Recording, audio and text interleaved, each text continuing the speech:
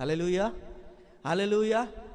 దేవుడు మహిమను బట్టి, దేవుని ఘనతను బట్టి, దేవుని శక్తి సామర్థ్యాలను బట్టి దేవుడంట మానవుడిని విడనాడకుండా ఉన్నాడు. మానవుడిని విడిచిపెట్టలేదు. తల్లి మరిచినా, తండ్రి విడిచినా, నిన్ను కన్న సృష్టికర్త నిన్ను విడవకుండా ఉన్నాడు, నిన్ను మరవకుండా ఉన్నాడు.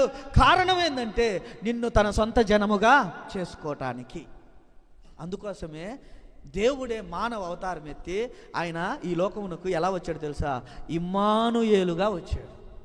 ఇమ్మానుయేలు అని అతనికి పేరు పెట్టబడిను. దానికి అర్థము దేవుడు మనకు తోడు అని అర్థం.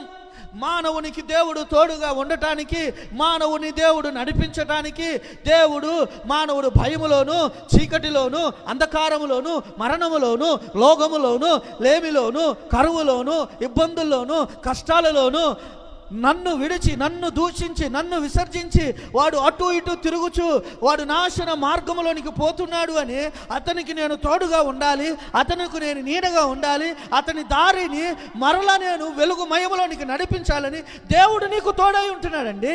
నువ్వు దేవుడిని విడిచినా దేవుడు నిన్ను విడవట్లేదు. నువ్వు దేవుడిని మరిచినా దేవుడు నిన్ను మరవట్లేదు. నువ్వు దేవుడిని ప్రేమించకపోయినా దేవుడు నిన్ను ప్రేమించాడు, ఎంతగానో ప్రేమించాడు. నువ్వు దేవుడిని కోరుకోకపోయినా దేవుడు నిన్ను తన బిడ్డగా కోరుకుంటున్నాడు. నువ్వు దేవుని బిడ్డగా ఉండాలని ఆయన కోరుకుంటున్నాడు. అందుకోసమే నువ్వు ప్రార్థించకపోయినా, నువ్వు అడగకపోయినా తన సొంత కుమారుడైన యేసు క్రీస్తును, ఒక్కగాని ఒక కుమారుడిని నీ కోసం నా కోసం బలిగా అర్పించడానికి ఆయన పంపించాడు. యోహోను 3:16 ఏమని వ్రాయబడుతుంది? దేవుడు లోకమును ఎంతగానో ప్రేమించెను కాగా తన ద్వితీయ కుమారునిగా పుట్టిన వాని యందు విశ్వాసముండు ప్రతివాడు నశింపక నిత్య జీవము పొందునట్లు